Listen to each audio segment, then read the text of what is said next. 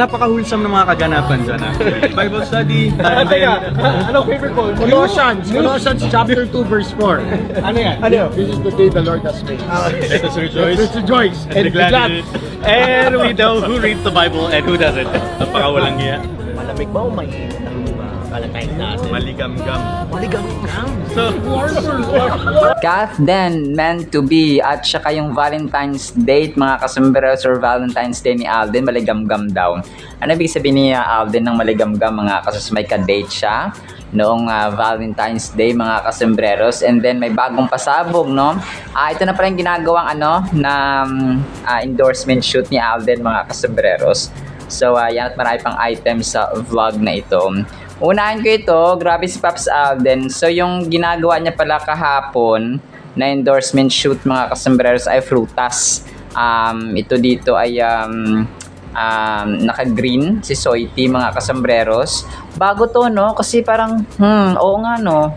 Bagong endorsement ito ni Alden mga kasombreros kasi wala to sa brands niya dati mga kasombreros. Grabe. New endorsement alert no. Wala pa yung video mismo ng frutas endorsement shoot ni Alden. So aabangan na lang natin mga kasombreros yung ito yung video mismo. Dito ay picture lang na green.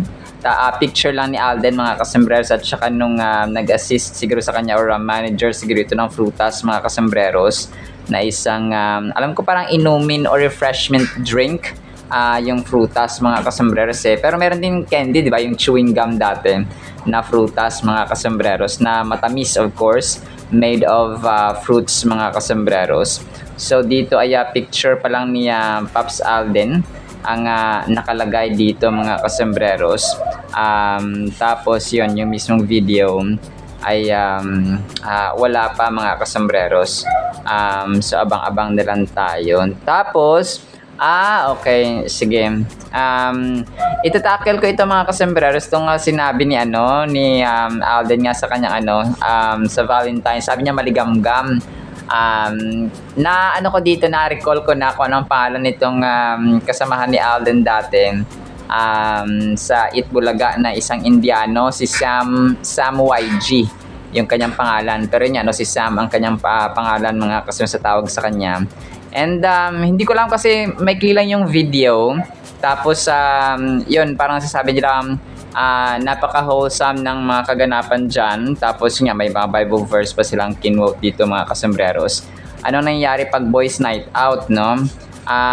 Medyo joke nila dito yung Colossians chapter 2 verse 4 mga kasombreros. This is the day that the Lord has made, sabi ni hindi ko lang alam kung parang Christian ba ito or parang seryoso ba si Sam dito mga kasombreros sa kanyang kinwote nga na dito kasi boys night out no, sabi ganon parang hindi ko lang alam kung biniro-biro nila yung salita ng Panginoon mga kasombreros no. Tapos yun kasi parang sasabi na boys night out tapos may Bible study and so on or something na sinabi nila mga kasombreros. Pero yun tapos naisingit dito yung tao dito yung naisingit dito ni nung isa na kung ano nangyari sa Valentine's Day ni Alden na alam natin na nagtrabaho siya mga kasombreros doon sa BDO Circle of Excellence Awards mga kasombreros. So yung Colossians 2 verse 4 mga kasombreros ay yun nga na-quote ni kanina, hindi mali yung sinabi ni mga kasombreros ni Sam. So sana hindi nila ginoke ito mga kasombreros. Ay nako po mga pasaway. Yung Colossians po ay hindi po yun yung sinabi niya na this is the day that the Lord has made mga kasombreros. So ang totoong verse po ng Colossians chapter 2 verse 4 po ay now this I say lest anyone should deceive you with persuasive words. So hindi po yung hindi ko lang bakit nako po Pops Alden at saka yung mga kasama. Ito yung word pa talaga ni Lord no, pero yun biniro-biro pa nila mga kasombreros. Tapos, yun, napaisip tuloy ako na ano nangyari, no? Nung Valentine's Day nga talaga ni Alden. Kasi after niya ng video, ay pwede naman siyang mag-set ng lakad and so on, mga kasembreros. Pero yun, talagang minsan yung mga joke ni Alden, may laman ito, no? Mga kasembreros. Pero so far, ay yun lang yung kanya sinabi, maligamgam.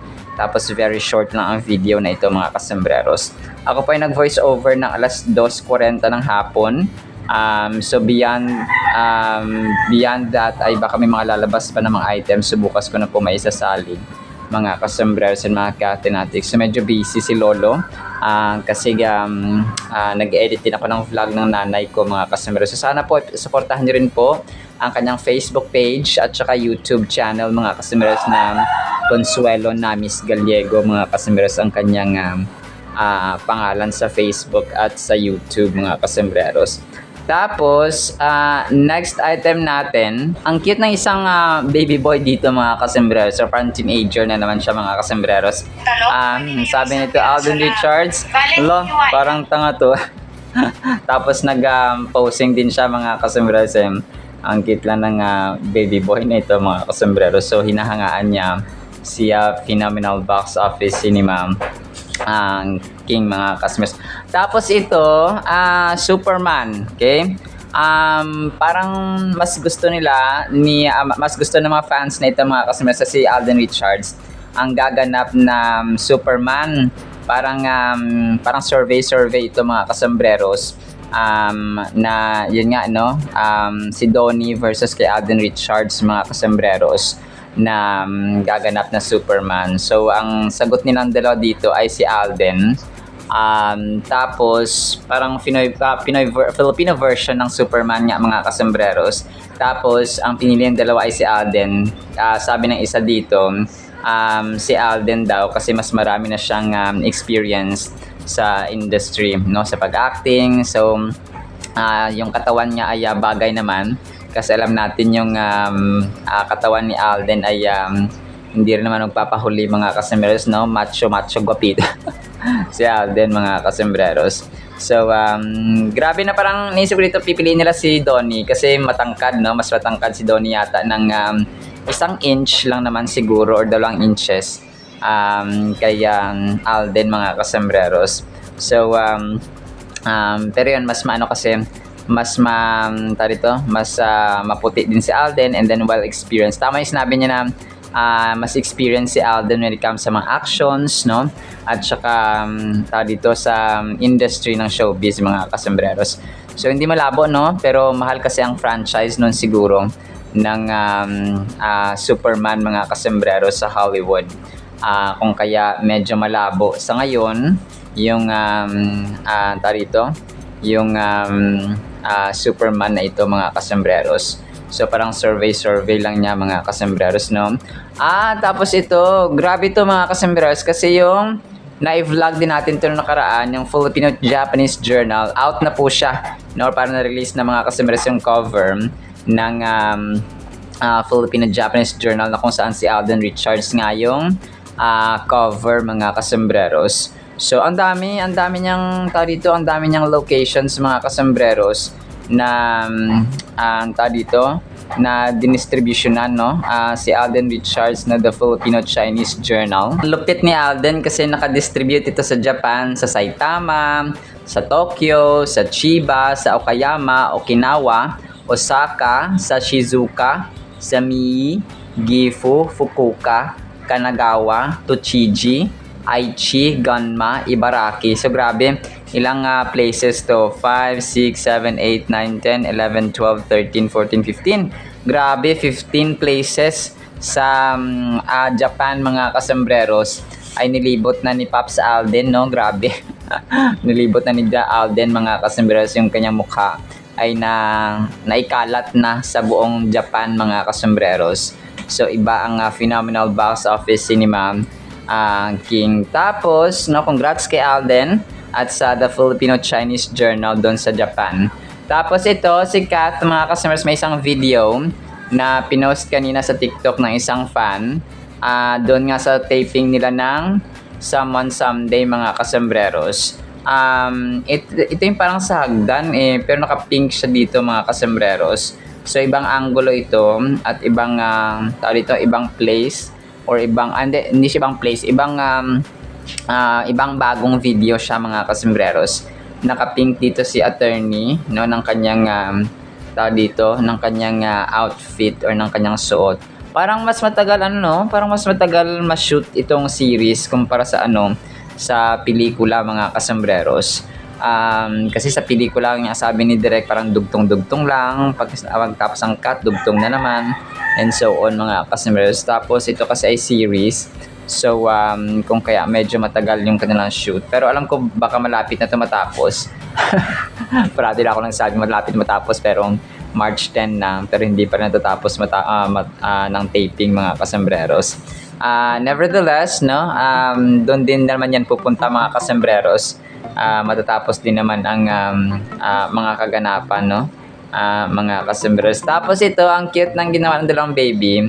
Parang yung dila trend nga ni Alden. Tapos mamatin yung kanyang tinag sa TikTok. Ito yung nag-post mga parang sa siya.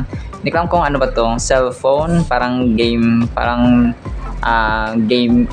gaming siya mga kasembreros. Tapos yung dalawang bata ay nakadila, tinag nila si Phenomenal Box Office Cinema King mga kasembreros. Tapos ito, may isang fan dito, ang kulit niya kasi parang si Alden Richards daw siya, tapos ginagaya niya si Alden Richards mga kasembreros. Nakatag kasi si Alden sa sa kanyang TikTok post na ito mga kasembreros kahapon.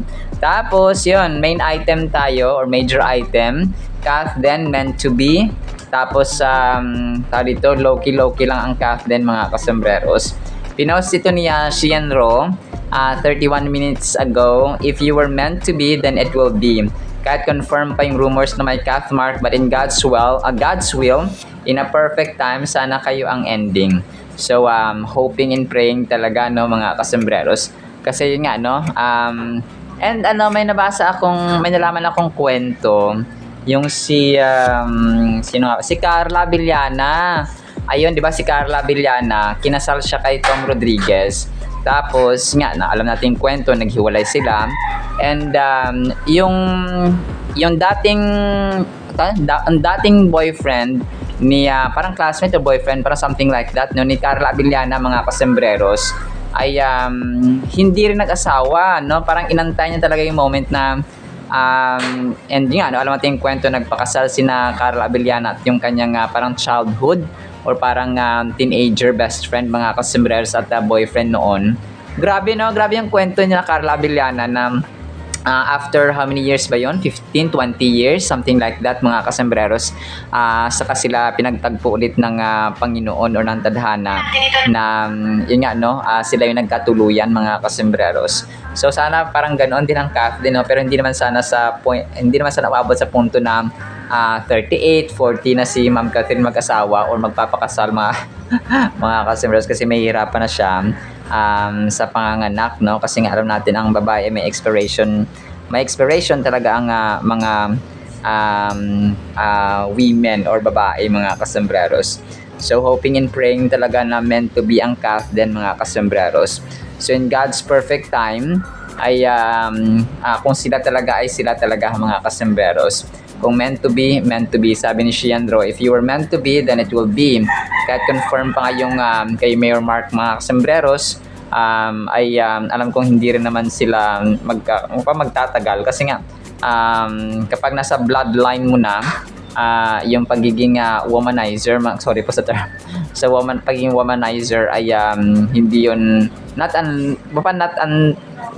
unless siguro na makakilala si ang tao kay Lord mga kasembreros at magkaroon siya ng personal na relationship kay Lord. So saka lang siguro siya magbabago, which is definitely powerful kapag ang tao nakilala at saka nagkaroon ng personal relationship sa Panginoon, kagaya kay Sir Alden, talagang makita mo na wala ka nang hahanapin pa kay Sir Alden. Very successful sa field of business, sa show business, sa kanyang kahit anong gawin this way kasi no, nandun yung success sa pelikula, sa family, tapos sa of course the relationship kay Lord, and then yung yung values, no, yung ethics mga kasembreros ay talagang andoon, kaya tisoy present lahat mga kasembreros. Kumaga pa, kind, check, no, mabait, check, negosyante, check, humble, check, successful, check, no, God-fearing, check, no, family-oriented, check mga kasembreros. So suma total ay very ideal man si Alden mga kasembreros kay Catherine, and sa mga and sa future wife niya mga kasembreros, no, sa hinaharap or sa future. So yun talagang panahon at saka yung moves na lang siguro nila yung inaantay mga kasembreros. Pops Alden, galaw-galaw din. Talagang pinilit si Pops Alden, no, pero joke lang po mga kasembreros. We're hoping and praying, no, na meant to be talaga ang Catherine mga kasembreros. Kasi wala ka nang hanapin pa, nako Catherine. Sabi nga ng ibang tao ay hindi ka na nadala, no? Talagang pinagalitan sa Catherine. So hindi pa naman yung confirm mga kasembreros, kung kaya wala tayong dapat na parang i-blame or something na i-conclude mga kasembreros, because it's not yet final, it's not yet officially announced, or kumbaga pa hindi pa umamin ang mga kampo, mga kasembreros, or ang bawat party. Kasi Bea Alonzo, parang nakaset na yata yung kasal ni Ma'am Bea Alonzo eh. So hindi ko lang alam kung kailan, pero yun, kasi nga may edad na rin si Ma'am Bea Alonzo, parang 38, no, 39 si Ma'am Bea Alonzo mga kasembreros bago mag-asawa. So pero yun, talagang si Catherine, yung Catherine lang ating inaantay mga kasembreros and mga Catherine antics. Alright, so yan lang actually sa ating Catherine items. I-play ko itong mga videos na pwedeng i-play mga kasembreros na maliban doon kanina kay Alden. Tapos, pakinggan natin of course ang salita ng Panginoon na sobrang mahalaga sa ating buhay. Isang pinagpalang araw po sa bawat isa. What if magka-Superman adaptation sa Pilipinas at gaganap ng ang isang Pinoy male celebrity? Sino sa palagay nyo ang bagay na maging Superman? Pipili kayo sa dalawa, si Alden ba o si Donnie Pangilinan? I think si Alden kasi mas marami siyang experience sa industry ng pag-act. Babagay naman yung katawan niya dun sa pagiging Superman. Oo. So, Medyo Superman, bulk siya pero parang mas okay yung katawan ni Alden. okay, so pipili lang ulit ng isa. Sino sa tingin mo yung bagay na maging Superman? Si Alden din po siguro. Tanggol natin si Alden. I mean, since hindi kasi ganun katangkaran din si Superman.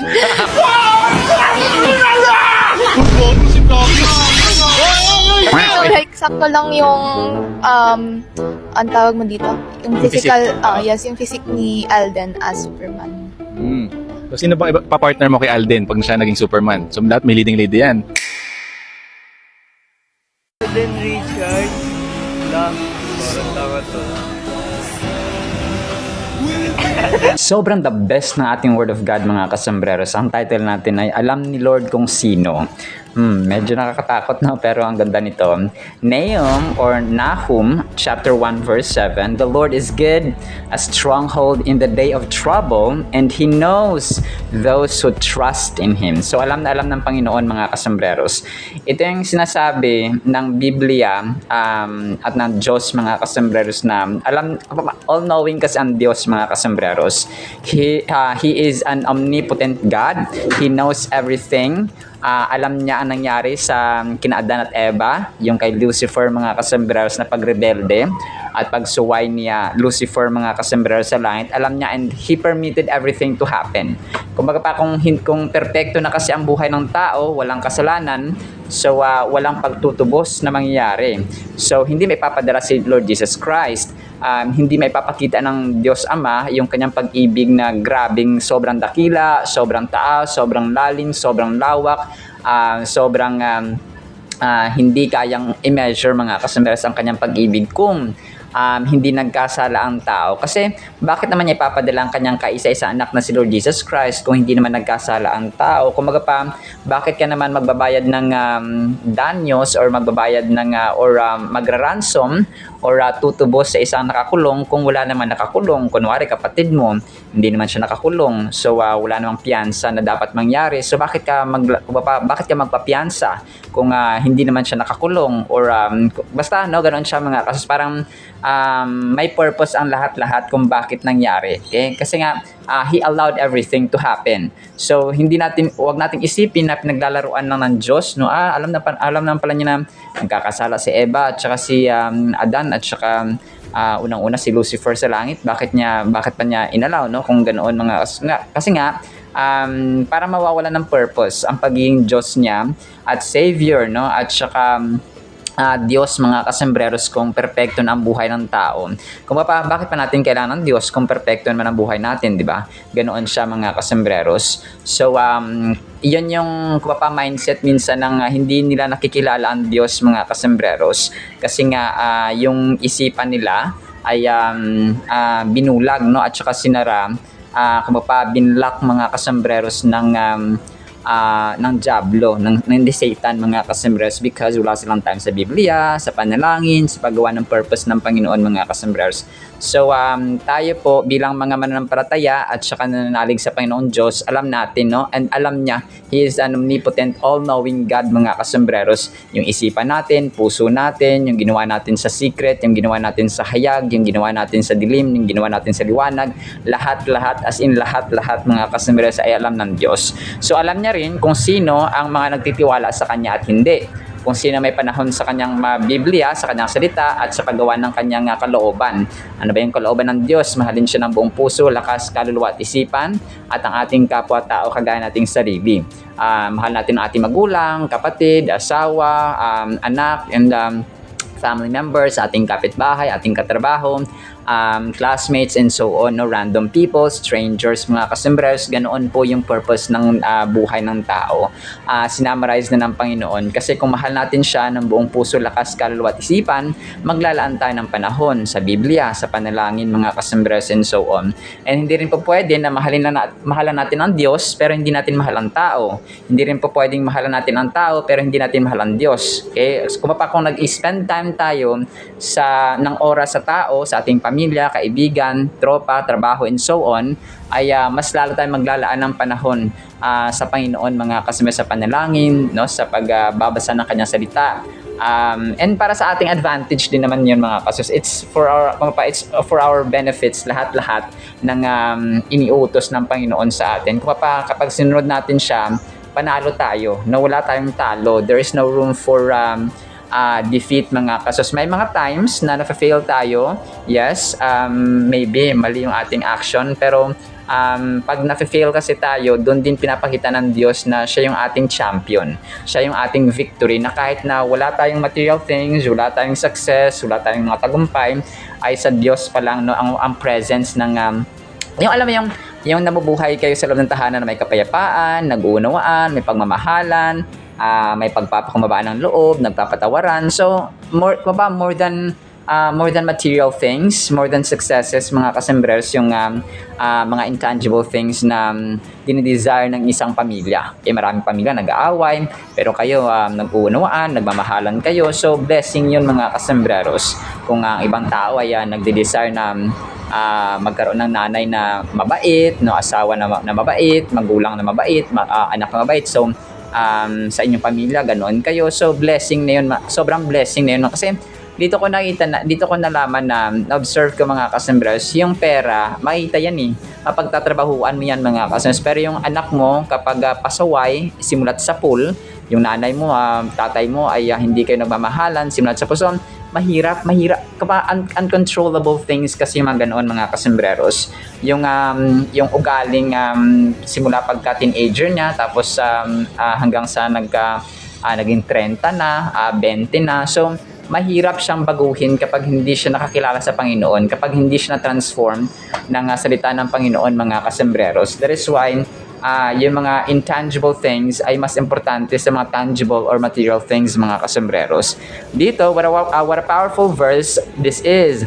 It reassures us that God is good, always a reliable and unwavering support for us, especially during difficult times. When we are faced with troubles and challenges, we can find refuge in the strength and goodness of the Lord. It reminds us that no matter what we may be going through, God is there to provide us with a safe haven and a source of comfort. So, ito siya mga kasembreros, no? Si Prophet Nahum. And by the way, si Nahum, mga kasembreros, sa isang propeta sa Old Testament. Isa siyang minor prophet, no? Kasi may mga major prophets tayo at saka minor prophets. Ang mga major prophets, sina Elijah, Isaiah, Daniel, no? Sina Elisha, and more, Jeremiah, ng mga major prophets yan sila, mga kasembreros, kasi marami rin yung chapters ng libro nila, mga kasembreros. So yung mga minor prophets natin sila Haggai, Habakkuk, Nahum, and so on, mga kasembreros. So sila yung mga maliliit na libro or chapters, mga kasembreros, sa Old Testament. So yun, ito po ay reassurance sa atin, yung verse na Nahum chapter 1 verse 7. Unang chapter pala ng Book of Nahum ay reassure na ng Panginoon sa atin na siya po ay mapagkakatiwalaan and He knows everything. Kilala niya, hindi tayo pwede magsinungaling sa harapan niya, mga kasembreros, na kilala niya tayo, kilala niya tayo bilang nagtitiwala sa Kanya, at kilala niya rin yung mga taong hindi nagtitiwala at naglalaan ng panahon sa Kanya, mga kasembreros. Nahum 1:7 serves as a powerful reminder of God's unwavering goodness and His role as a protector in times of trouble. We are encouraged to trust in God's care and seek refuge in Him by understanding the deeper meaning of this verse and its connection to other scriptural promises. This timeless truth is as relevant today as it was in Nahum's time, offering peace and assurance to all who place their faith in the Lord. So, kung ito po ay relevant noong time ni Nahum, mga kasembreros, which thousands of years na, mga kasembreros, or hundreds of years na, mga kasembreros, ay relevant din po ito ngayon. So, dito natin nakikita na ang salita ng Panginoon ay timeless. Hindi po siya kumukupas. Kung siya ay applicable hundreds of years ago, ay applicable pa rin siya hanggang sa ngayon at hanggang sa mga darating pang panahon, mga kasembreros at taon. So, ganito po ka-powerful ang salita ng Diyos, mga kasus. Kung kaya, kawawa yung mga taong walang panahon sa salita ng Diyos, kasi kapag ikaw po ay naglalaan ng panahon sa salita ng Diyos, hindi ka po talo. Okay, you are being instructed, you are being redirected, you are being directed, no? We are being guided, mga kasembreros, kung ano ang tamang gawin, isipin at attitude natin towards ibang tao, mga kapapa. Yung Bible kasi, it's more than just a book. Okay, it is a transformative book, mga kasembreros, na powerful siya. It is life, na may buhay siya, at saka may power talaga siya, mga kasembreros, kasi nga kaya niyang baguhin ang ugali, mindset, puso at isipan ng tao, mga kasembreros. We can find refuge in God's unfailing love by knowing that He is always there for us regardless of circumstances. No matter what challenges we face or how alone we may feel, we can take comfort in the fact that God's love never wavers. His love is constant, dependable, and everlasting, providing us with a safe haven in times of trouble. So grabe, mga kasembreros, para siyang isang safety place, no, na pwede tayong kasi pag nalangin tayo, kahit nasa kwarto lang tayo mag-isa, mga kasembreros, we can feel satisfied, we are being comforted, no, nandun yung peace, no, inner peace, mga kasembreros, na hindi kayang ibigay ng mundong ito, mga kasembreros. So sa final thought natin, think of God as the dependable colleague who is always has your back, no matter the crisis of work or home. Life's chaos is inevitable. Hindi natin maiwasan talaga yung chaos ng buhay, ang problema ng buhay. Parang ulan, no? Hindi mo alam kung uulan ngayon, pero kapag may payong ka, at least may protection ka, no, from the rain, mga kasembreros. So you cannot stop the rain. Parang problema, you cannot stop the problem. But make sure that you have an umbrella with you. So ganoon siya, mga kasembreros. Meron kang panangga, meron kang safety, meron kang Diyos, mga kasembreros, na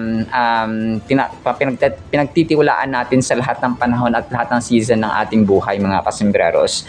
So hindi mo kayang control ang ulan. So ganoon din po ang problema problema. You cannot say na, healthy ako ngayon, so bukas hanggang sa susunod na 2 taon, 3, 4, 5, 10, ay healthy pa rin ako. So you cannot say that, no? Kahit na ikaw po ay maingat sa iyong pagkain. So hindi natin alam ang problema, no? Dito ko na-realize din na ang problema at saka yung ang problema sa physical aspect, sa financial aspect, hindi mo yan hindi mo siya masasabi na ganto, ganyan. So, but we have the capability, no? Meron tayong kakayahan mga customers na mag-ipon, magtiyaga, magsipag, no? Ganoon siya mga customers at mag-ingat sa ating mga kinakain, especially dapat healthy foods mga customers. Alright? So, alam ng Diyos mga customers kung sino ang sa Kanya at hindi. Sinalamat sa Word of God, ha? Nawapay pagpalaan po tayo ng pag-ibig, pananampalataya, pag-asa, at malakas na pagtitiwala sa Panginoon because He knows those who trust in Him. In the mighty, holy, sweet, magnificent name of the Lord Jesus Christ, we pray with a communion of the Holy Spirit of the living God. And everyone said Amen and Amen. See you sa next segment, mga kasamaran. Paalam po. I love you all.